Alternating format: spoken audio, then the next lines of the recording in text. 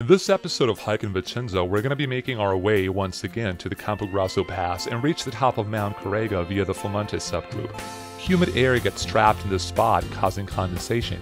Often, the mass is concealed by smoky clouds that almost glow. The toponym Fumante might seem to refer to that phenomenon, as it means smoking in Italian, but it actually derives from the Cimbrian word fumbunt, or rocky item in a high position, in contrast to the word Obante, that is the source of the name of Mount Obante, which is just beside it.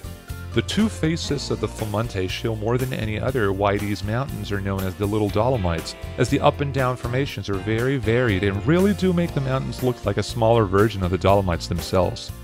The Sentiero Alto winds along the debris of the Durand della Scala up to Forcella Lovaraste, which offers an excellent view on the Valle dell'Agno as well as the Catena delle Tre Croci.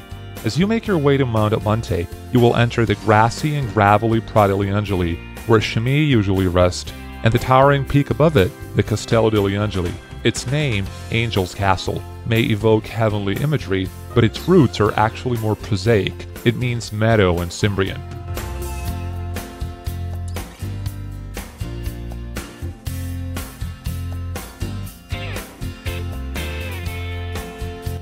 Once you cross over the crest of Mount Obante, you will be immersed in the greenery of the Campogrosso Pass.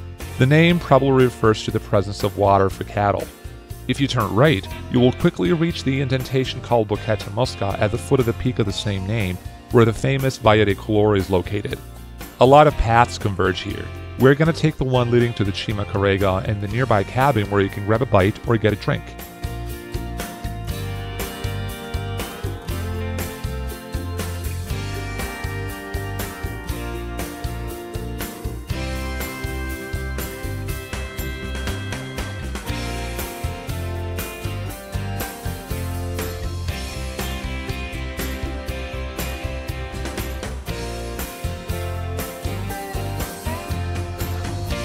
On a clear day, you can see as far as Lake Garda and even the Venice Lagoon from up there.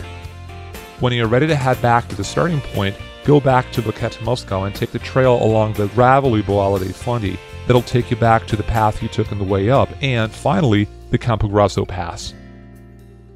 The whole route takes approximately 6 hours and may not be suitable if you're afraid of heights.